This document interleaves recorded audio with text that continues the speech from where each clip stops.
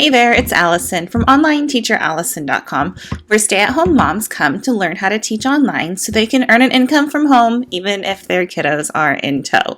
And today we are getting into the hot topic of what are online teaching strategies. A lot of new online teachers, they wonder what they can do to help make their classes more interesting. And so today I am bringing to you 6 of my favorites. They're either free or almost free, or on a pretty cheap. And you can start right away or you can start tomorrow. It's really up to you.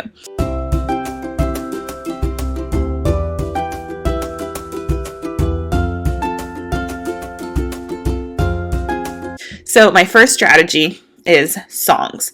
Now, if you're teaching on a platform, a lot of them have songs already, and I always sang with my kids. I was also teaching very early in the morning, so it helped me stay awake. But I had my microphone, and I use this for a couple of different things. I used it for singing to let them know to sing. I also used it as it's whose turn it is to talk, especially if you're doing a group lesson. It can be a talking stick kind of deal. But I would say, okay, it's so-and-so's turn, and they would talk, and I'd point my mic to the camera. And so it's kind of an icebreaker for those little kids who were a little bit nervous. It was a little toy for them, and it helped them. So with songs, a couple words of caution. If you are teaching on a platform like OutSchool, or if you are teaching independently and creating your own lessons, you do not want to use songs that are copyrighted because you can get in trouble for that. And the platform can get in trouble. So some suggestions I have are to write your own or find some copyright-free songs like Old MacDonald Had a Farm out. Without looking it up, I don't think it's copyrighted because it's so popular, right? Or Happy Birthday. And you kind of write a song to that tune. So it's a familiar tune. You're just teaching content with it. So that is one way to do songs other than using the songs that the platform already has. So when I was on VIP Kid, I taught a lot of level 1, which is the very basic brand new babies. And there were tons of songs, hello songs, goodbye songs, letter name, letter sound songs, as well as songs to go with the vocabulary words we were studying. So I didn't have to create anything for that. But now I could practice counting by 2s with Old MacDonald, practice counting by 10s, or my multiplication facts. You kind of get the gist with that.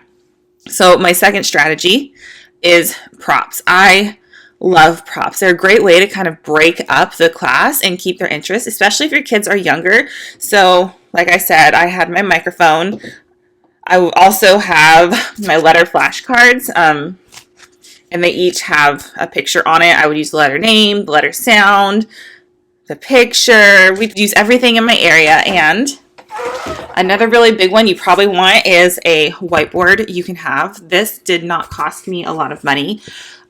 It was a big sheet board you can buy at Home Depot, and they'll cut it down for you. So this isn't a great whiteboard. You can tell by looking at it. It doesn't erase perfectly, but it gets the job done, and it's an extra way to help, especially if you don't have a whiteboard within the platform. It really kind of depends, and sometimes it's just easier to write than it is to fiddle with writing on the computer.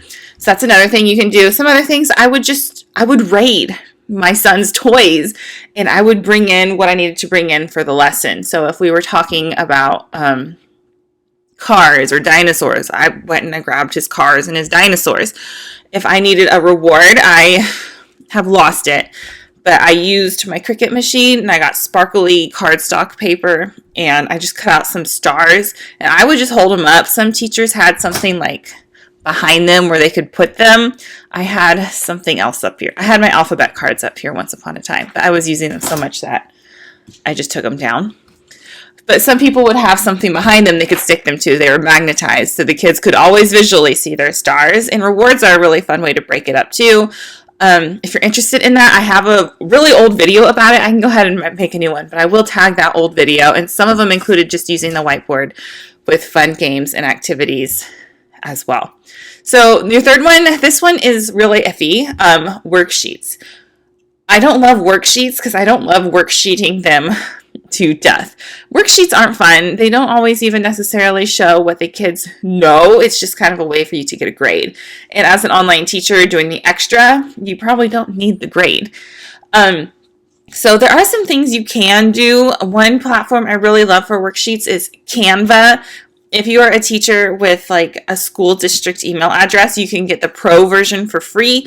And if you don't get the pro version, you can still use it. There's just some templates and some graphics that you have to pay for. Now, it is something I pay for because I use it for my content for you guys. I create my sheets I email out to you. I use it for my thumbnail. So I pay for it. But if you're using it for an online classroom style, I don't know if I would pay for it monthly. What you can do is you can get the free trial and you can create what you need and then save it to your computer and use it that way and only pay as you need it. Another great thing I love for worksheets is a book called Worksheets Don't Grow Dendrites by Marcia Tate. And when I was a classroom teacher, it was my very first year, my school district had her come in and talk with us. She just kind of did like an in-service day with us, and I was enthralled with her. The way she took worksheets and made them fun and educational and a way for them to remember the information was mind-blowing, and it's something I've never forgotten.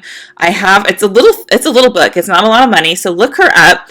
I will link it in the description box, but she was fantastic. I would definitely recommend spending the little money to get her book because it is well worth it, because I know there is a time and place for worksheets. You just want to make it as good as possible, right? So my next one, number 4, body movements. This is so important for kids online because it's screen time, right? And screen time does not have the greatest rap. And as a mom, I totally get it. I don't want my son having more screen time than he needs.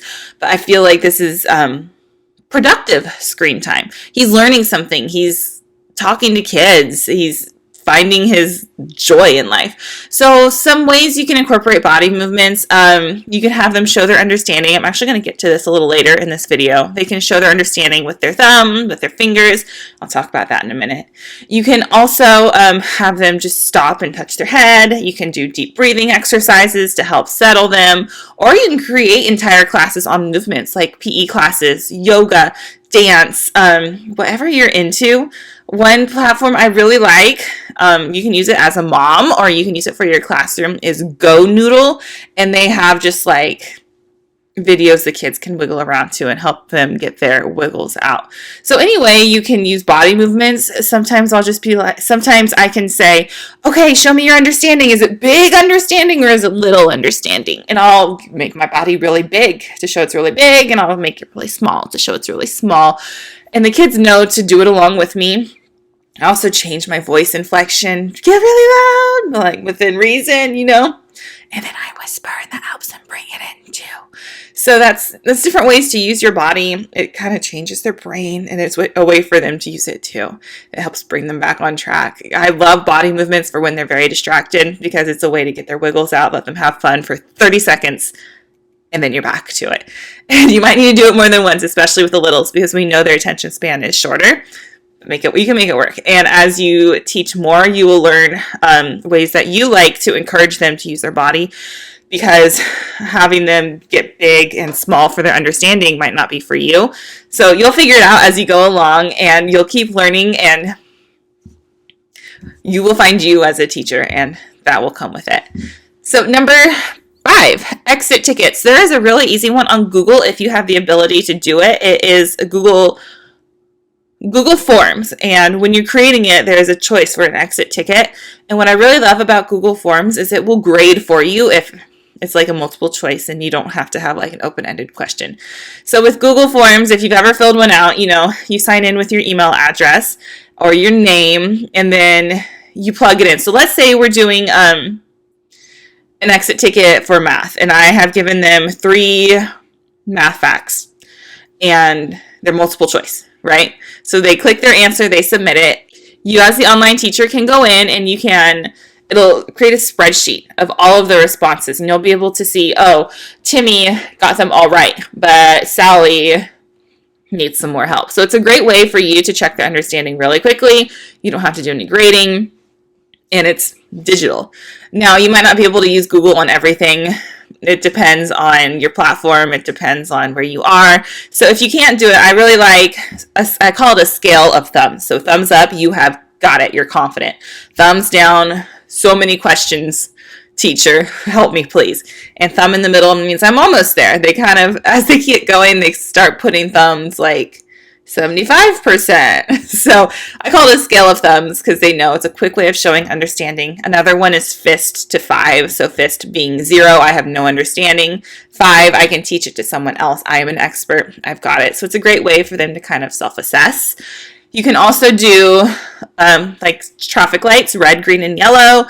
It might require them to have something. So if you've created it, or if you just tell them, shout out a color. Again, get creative with it, however you like to do it. Those are just some quick ways to check their understanding. It can be at the end, or it can be throughout. I really like to use this throughout. And this is why I like their cameras on too, because I like to read their faces. I can tell if they're really confused, and I can tell if they're getting it. That confused face. I mean, it fuels me as a teacher to try harder because I know they're not there. And my last one, checks for understanding. These are the ones you do throughout. So an exit ticket is your assessment for the day, right? It's not necessarily a test. It's just your assessment as a teacher.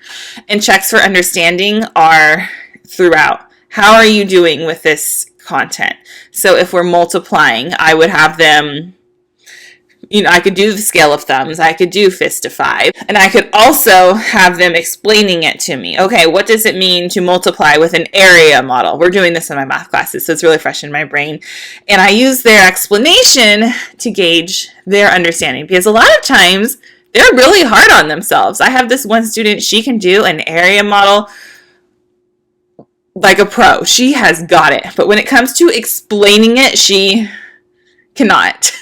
So I really use it to kind of gauge their understanding, because I see her work and I see her doing a great job, but when it comes to explaining it, she doesn't have the confidence there. And some of it's also her math facts, and that's a big thing you're going to notice if you teach math is when I was a kid, there was a huge emphasis on math facts.